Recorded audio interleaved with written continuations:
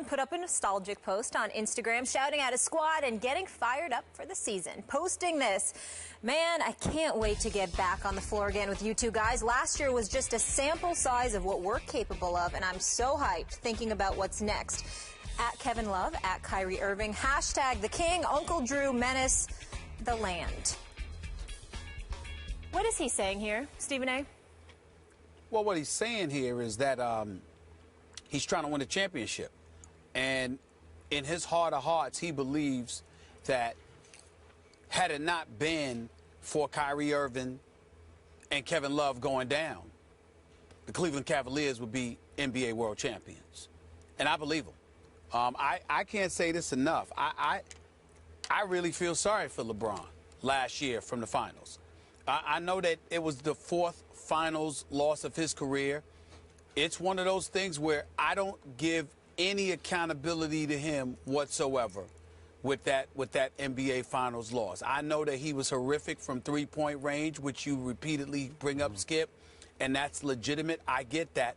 But that's about the only thing that you can say. When you talk about a Herculean effort that was put on display, there is no question that that's what LeBron James did in the NBA Finals. He seemed to have virtually no help whatsoever on the offensive end of the floor. Matthew Dellavedova and Iman Shumpert are defensive players. J.R. Smith was a complete no-show, and as much as I like J.R. Smith, I've made my feelings very, very clear about him. He has been in the league too long. He is too gifted to be the one-dimensional shooter that he is. He should have a better handle. He should know that he could get to the free throw line and get shots that way. He should go to the rack more. He should be like Vinny the Microwave Johnson was in his heyday with the bad boy Detroit Pistons. It ain't about shooting a jump shot. It's about scoring any way you know how to. That's what JR needs to be. When you look at LeBron, what help did he have? Tristan Thompson was a rebounding demon, was there for defense, gave you a little something offensively, no doubt, but that's not his MO. Okay, I mean, wherever you turned, nobody was there to step up offensively because Kevin Love and Kyrie Irving was gone. LeBron had absolutely no help whatsoever, and I don't hold him accountable for that finals loss. It was too much for him to overcome. So when he makes the statement that he makes, it's because this entire offseason, I have absolutely positively no doubt that what has been tugging away at him is the fact that guys got hurt. Kevin Love, first round against Boston, with Kelly Olynyk, and that MMA move as far as I'm concerned, separating his shoulder. And Kyrie Irving, even with questionable knees, goes down in game one at 23 points and 7 assists, despite his knees. I mean, if they were healthy, I think it's a different NBA Finals. Not to knock the Golden State Warriors in any way. Steve Kerr did a hell of a job. Steph Curry is the man. But I would have loved to see those guys healthy. And I think LeBron James, that's exactly what he's saying, because he firmly believes if that were the case, they would be standing here as NBA world champions right now. So they got some business to go in hand. Okay, before I deal with your larger point, are you suggesting now that Olynyk cheap-shotted Kevin Love, that was a dirty play? Skip, I said that today. I don't remember you saying it was dirty. I thought we both agreed they just got tangled up a little bit. No, I said, listen, I said that looked like an MMA move to me. I didn't like the move at all. I'm not going to call him dirty or whatever, but I think that particular play, he did not have to do what he did, which led to the separation of Kevin Love's shoulder. You're going for the ball. He didn't have to grab his arm that way. Now, I'm sure he did not intend to separate his shoulder. I don't think but so. It was a suspect move on his part. I'm not saying he intentionally hurt the shoulder, but it was a suspect move. Okay, back to the larger issue. Are you sure that LeBron wasn't sending a between-the-lines Instagram message to make excuses for what happened in the finals? Because that's the way it struck me. He was making excuses as we approach this next basketball season. I don't look at it that way, Skip. I look at it as fact. You can call it an excuse all you want to, but to me, excuses are things that you look for to rationalize your deficiencies. There is no question you don't have to look for that when it comes to LeBron James. Kevin Love and Kyrie Irving, two of the big three, the new version of the big three, were gone in the NBA Finals. And against Steph Curry, Klay Thompson, the Splash Brothers, with Draymond Green, with an Andre Iguodala, with all of the things that they've done all this year, he had to go out there as a one-man wrecking crew with people like you convincing him that he had help because of Matthew Dellavedova. I mean, you give me a break. I like Dellavedova as a person, and I like him as a role player.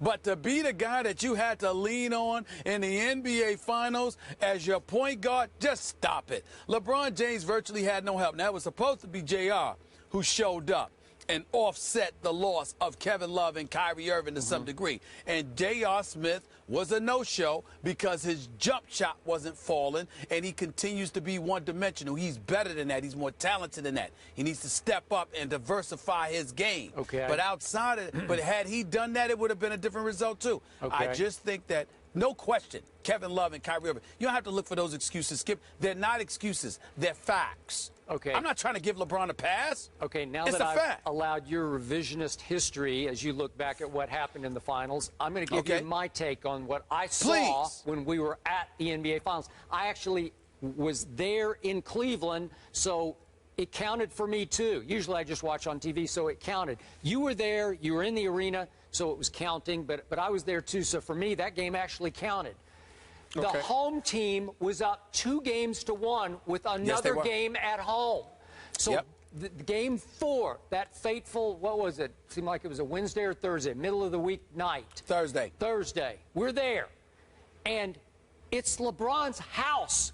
He should have owned this game. And you conceded or agreed the next morning that LeBron just either ran out of gas or just had a bad night, because he just came out flat from the start. I was shocked by it. And by the way, Matthew Dellavedova had contributed mightily to getting them to 2-1 up. And that night, he ran out of gas for sure and wound up, remember, he had to go to the hospital for IVs or something after the game, and then he was never the same after that. But listen, Tristan Thompson had been showing up. Mozgov had been showing up. I thought Shumpert, to a degree, had been showing up. Obviously, JR had not been showing up. LeBron James had been showing up for the most part and should have showed up that night, because I think you would agree with me. If LeBron gutsed it up in Game 4 and they win and go up 3-1, don't they hang on to that? I think they could figure out a way to get that one home. Literally, come back home and clinch. So to me, I was so disappointed in LeBron James that night that I'm not going to give him the injury excuses of losing Kevin Love and Kyrie, because we are now revisionist history. You can't say that, because they were in commanding position to virtually close the deal. The best player on the planet in his house. Really? Skip, and you can't do that? You look at it that way. I look at it differently. And again, I'm not trying to make excuses, but unlike you, I'm not comparing him to Michael Jordan either. Here was the situation. Steve Kerr made an adjustment, inserted Andre Iguodala into that starting lineup. Andre Iguodala comes off the bench. He's in the starting lineup. He drops 22. But more importantly, he helped to up the pace, to dictate tempo, because they had surrendered tempo to Cleveland. They had fallen victim to a slower pace of play, which worked to their disadvantage against the size that Tristan Thompson and Mozgov was throwing at them in games 2 and 3. Game 4 comes around. LeBron James is completely and utterly exhausted. More importantly than that, somebody by the name of Skip Bayless had been absolutely positively raving about Matthew Dellavedova and Delly. That's all you kept saying in front of folks in Cleveland. Well, they got caught up. Let me finish. They got caught up in the sauce, getting caught up in Matthew Dellavedova. What happens that game? He shoots 3 of 14. He finishes with 10 points. Can't buy a basket. Don't even get me started with how he shot in games 5 and 6. How about JR? But in game 4. In Game 4, he shot 3 of 14. So LeBron's looking for him. JR shoots 2 of 12 in that game. He gives you absolutely positively nothing. So LeBron, who's averaging more than 40 minutes, who's got to carry the load both offensively and defensively, was spent. It's that simple.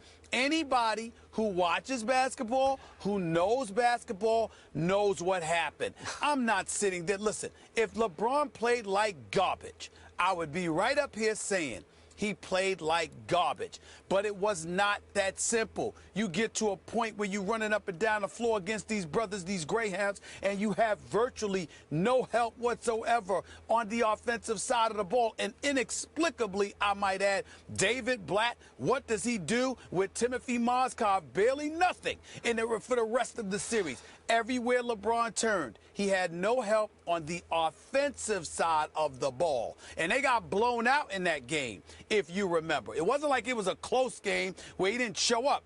They got ran out of the gym in Cleveland for that game 4 because he had nothing due to fatigue and the rest of them had nothing due to lack of skill.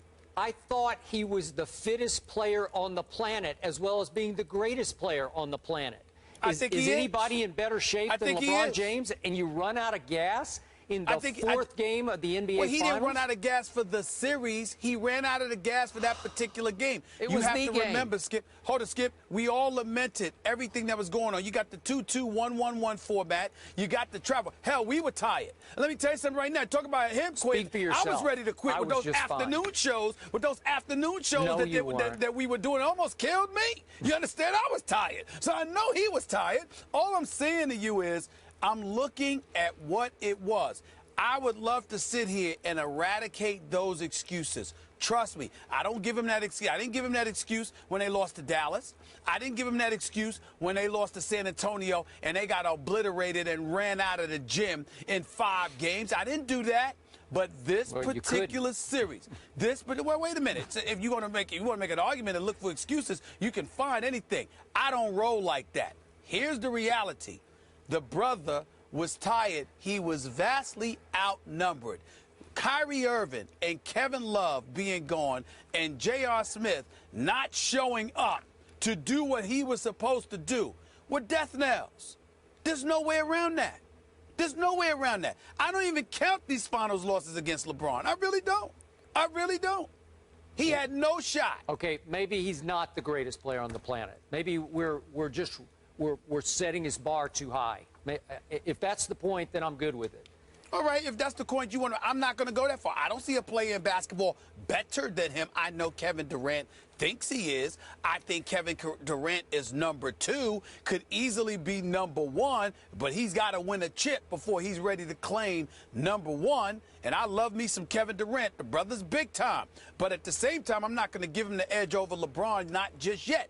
But at the same time, look at the mileage. See, you want to ignore all of these things. I'm sitting there saying to you, Skip, I get it. When you were talking about him being scared to go to the free throw line years ago, when you talk about him in pressure and clutch situations, I get all of that. But this is one of those situations, man. Look at the mileage on the body, the games that he's played, all of these years. And do you show up in the finals and Kyrie and Kevin Love go down? Come on, Skip. That's just not fair. It's not fair to ignore that. It really isn't. Okay, I give up. You're right. He ran out of gas. Oh, you should. Poor LeBron. He deserves excuses. Skip concedes. On this one. Okay. On this one, he does. I can't wait to see a healthy. I know, of course, a healthy Cleveland squad here. They're still the clear-cut favorites to win it all, according to Westgate Las Vegas Superbook. The Cavs. I don't agree with that. But guess who's number 2, Even with Skip? them, I don't think they're the favorites to win it all. Guess who's number 2? Your Spurs. Well, as my man just said here, seriously? I mean, the Spurs should be the favorite. I don't think they should be favored ahead of the Spurs. No. Oh, no, I don't believe that. Thank you. No debate. Now we're talking. No debate. Just wrapping things up here. See, they're on the same page now. See what I do? All right. Reggie Wayne is a Patriot. Let's all hug it out. Maybe hard for some Colts fans to swallow. Did he make the right choice? We'll discuss that next.